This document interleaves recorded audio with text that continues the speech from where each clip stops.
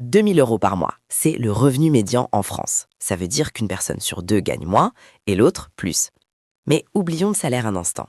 La vraie question, la question qui change tout, c'est de combien d'argent, de combien de capital auriez-vous besoin pour générer ces 2 000 euros chaque mois, de manière totalement passive, sans patron, sans horaire, sans dépendre d'un travail.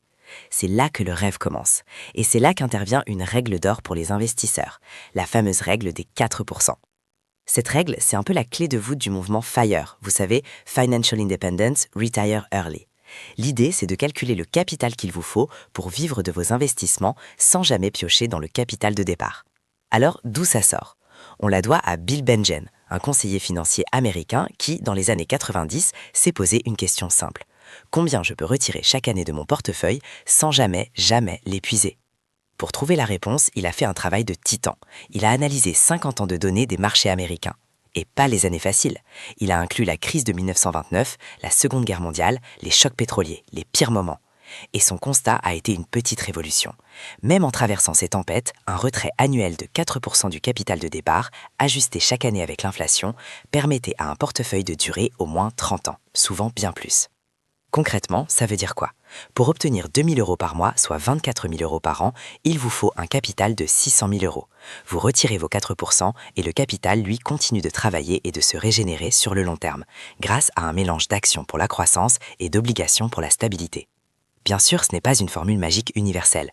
Cette stratégie s'adapte. Si vous êtes jeune, vous pouvez prendre plus de risques, mettre plus d'actions dans votre portefeuille pour chercher plus de performance.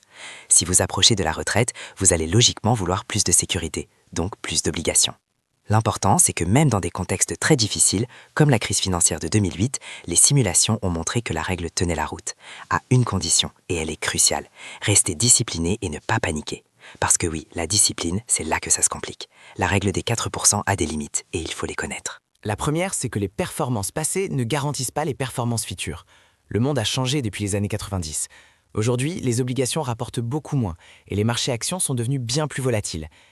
Deuxième limite, l'inflation. Si elle s'emballe durablement, vos 4% ne vaudront plus grand-chose. Votre pouvoir d'achat va fondre. Et puis, il y a la troisième limite, celle qu'on oublie souvent, et qui est essentielle en France, la fiscalité. Retirer 4% brut de votre capital, ce n'est pas du tout la même chose que ce que vous aurez dans votre poche. L'impact ne sera pas le même sur un PEA après 5 ans, une assurance vie après 8 ans, ou un compte titre. Mais le plus grand défi, il n'est pas dans les chiffres, il est dans votre tête. La dimension psychologique est énorme.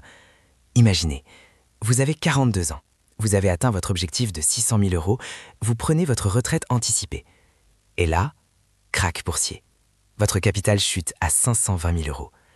Mais vous devez continuer à retirer vos 2 000 euros par mois pour vivre. Même si la théorie dit que ça va remonter, que la stratégie est viable, l'anxiété, le doute, la peur de tout perdre peuvent devenir insupportables.